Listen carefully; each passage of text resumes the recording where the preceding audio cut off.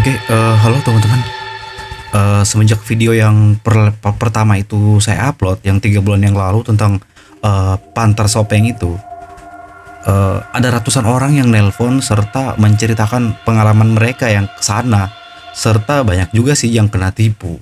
Jadi berikut ini saya akan ngejelasin beberapa hal pertanyaan yang sering orang tanyakan yang via telepon atau via WhatsApp. Jadi banyak yang nelpon dan itu setelah melihat video saya masih ada juga yang bertanya tentang inilah dan oke, di video ini saya akan ngejelasin semua tentang pertanyaan mereka dan sekaligus saya jawab beberapa pertanyaan yang mungkin di video pertama dan kedua itu masih ada yang kurang jelas.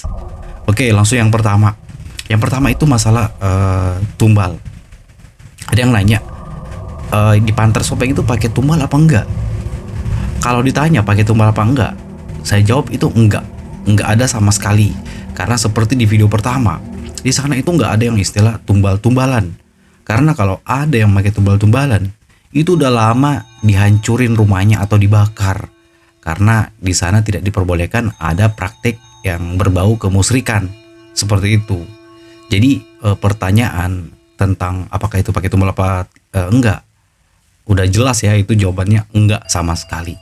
Oke, itu pertanyaan yang paling sering orang tanyakan.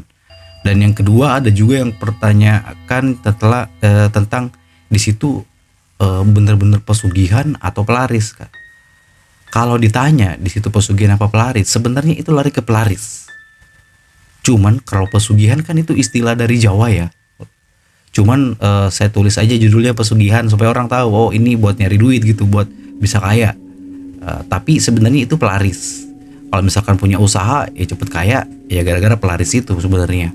Jadi panter itu istilahnya sebenarnya pelaris juga.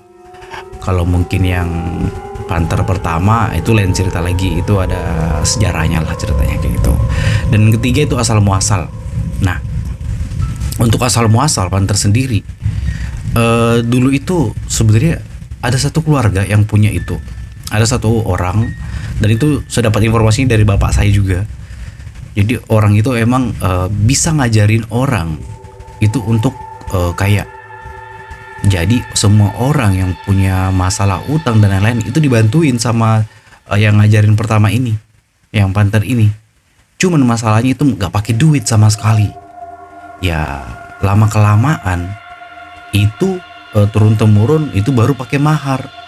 Ya mungkin karena orang butuh duit juga ya zaman sekarang, jadi udah pakai duit. Tapi dulu awalnya itu nggak pakai duit sama sekali, pure buat bantuin orang yang lagi susah. Jadi nggak ada istilah duit. Kalau ada yang mau ngasih terima kasih nggak ada masalah, tapi dulu tuh nggak dimintain apa-apa. Cukup kamu yang sediain, misalkan sediain ayam atau sediain apa, ya kayak gitu aja. Nggak lebih daripada itu. Nggak ada istilah mahar-mahar, apalagi sampai belasan juta, itu nggak ada. Itu yang pertama. Dan kalau ditanya apakah keluarganya masih ada atau keturunannya, jawabannya itu nggak ada sama sekali. Itu udah mati sekeluarga, nggak ada keturunannya yang tinggal, semuanya mati semua. Nah terus yang ngajarin ini siapa? Ini yang ngajarin itu adalah orang yang pernah belajar ke dia. Tapi yang mereka ajarin itu sisi baiknya, bukan sisi gelapnya. Karena panter pertama sisi gelapnya itu luar biasa. Kalau dia bilang sisi gelapnya pakai tumbal ya, enggak, lebih parah daripada tumbal. Seperti itu. Terus poin keempat, pertanyaan keempat nih, emang yang ngajar di Sopeng itu banyak ya? Yang ngajarin di Sopeng tentang panter itu, kalau 10 tahun lalu itu banyak banget, sampai nggak tahu nih yang mana yang benar apa enggak. Tapi kalau sekarang versi saya ya, mungkin ada versi beberapa orang itu berbeda. Tapi kalau versi saya pribadi, yang ngajarin itu sekarang sisa 3 apa 4 orang yang saya tahu.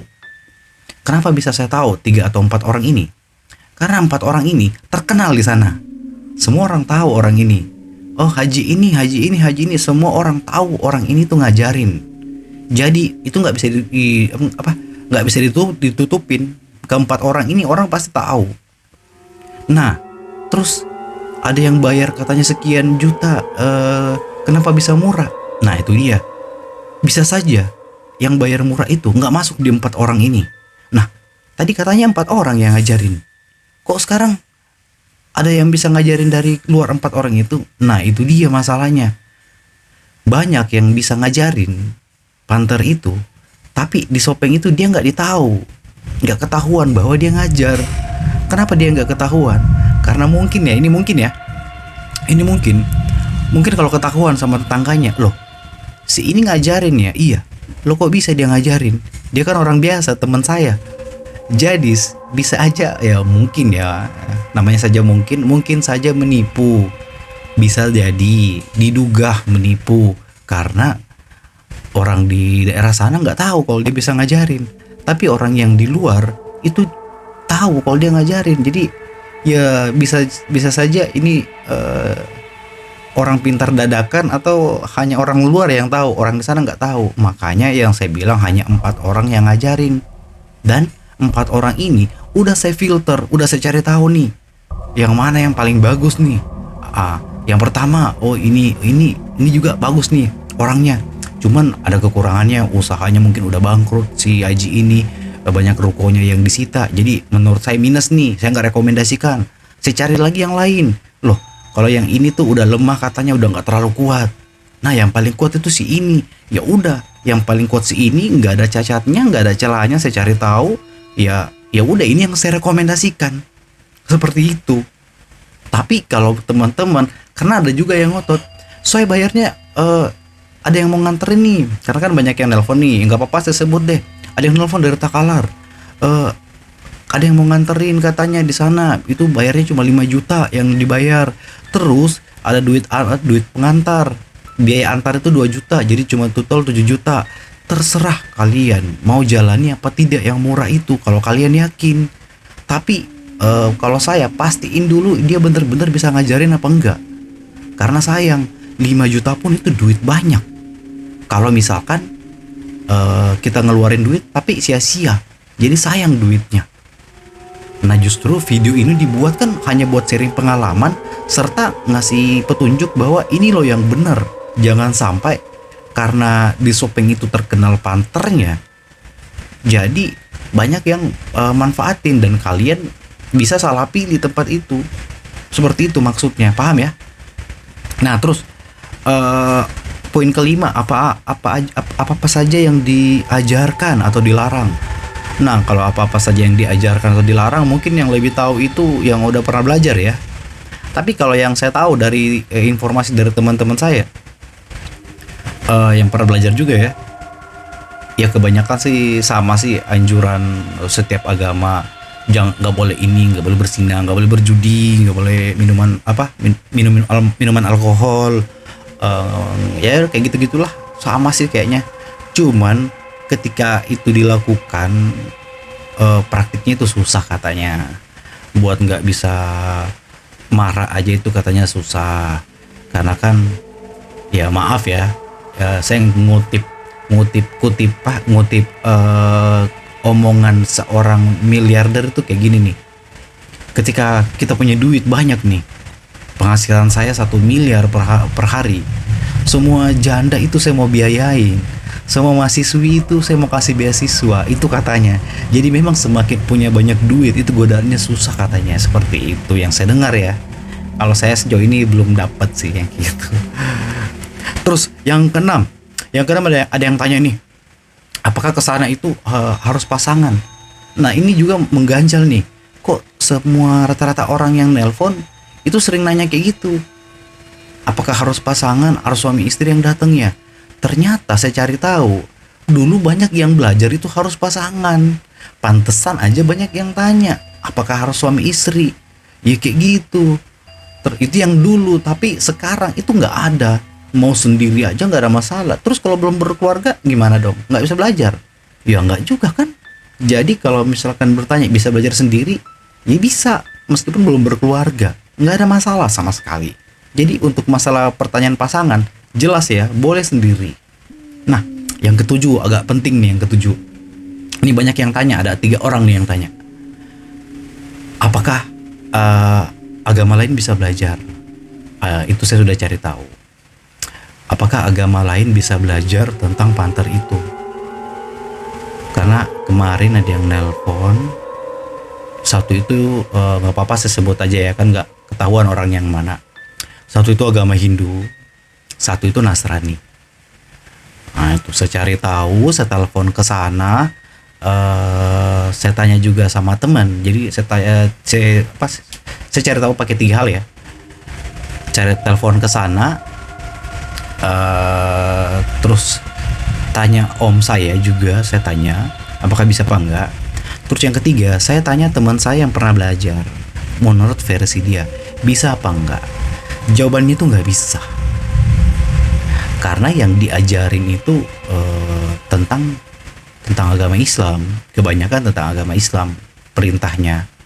Ya contoh sholat ya kayak gitu-gitu. Jadi ya agama lain nggak bisa.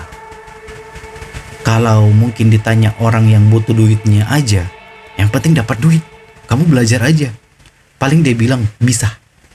Yang penting dia bayar. Urusan dia sukses apa enggak, ya terserah dia. Yang penting dia bayar. Kan kayak gitu tuh. Tapi masalahnya kan nggak boleh. Ya kita kan memang niatnya pengen ngajarin orang. Jadi ya memang nggak boleh. Nggak bisa diajarin karena beda bacaannya beda. Ya nggak mungkin kan agama Hindu atau agama Nasrani disuruh ngaji, kan nggak mungkin. Itu pun nggak tahu. Ya kalau jadi ya nggak tahu kenapa bisa jadi, tapi ya nggak masuk akal menurut saya. Jadi kalau non muslim kayaknya nggak bisa kayaknya seperti itu. Jadi jelas masalah itu. Nah masalah mahar itu kalau dari video pertama dan kedua udah saya jelasin 9, 13 dan 15. Sebenarnya di sana itu hit orang bilangnya bukan gitu. Orang bilangnya nomor 1, nomor 2, apa nomor 3. Kalau ditanya bedanya apa, menurut saya itu bedanya kecepatan kayaknya. Karena dulu teman saya kan ngambilnya yang 15, artinya yang nomor 1, yang paling cepet. Seperti itu. Jadi jadi jangan nelpon dan bertanya lagi ya maharnya berapa ya. 9 nomor 3, 13 nomor 2, 15 nomor 1. Nah kayak gitu. Ya udah sih, cuma 8 pertanyaan di sini yang saya catat, dan itu banyak banget yang sering telepon. Dan ingat, sekali lagi, hati-hati kalau mau ke sana, jangan sampai ketipu sama oknum yang mengaku bisa ngajarin. Apalagi kemarin dengar informasi ada yang dapat tawaran dan pernah belajar bahkan, dan itu dapatnya di Facebook. Hebat banget loh gitu, yang ngajarinnya ada Facebooknya ya. Jadi saya tanya sekalian apakah dia punya YouTube atau akun TikTok gitu kan. Kok orang pintarnya gaul sekali gitu. Seperti itu. Oke. Hanya itu aja sih yang saya pengen jelasin. Jadi dan mungkin nggak lama lagi ya. Nggak lama lagi video ini mungkin kita akan mute semua.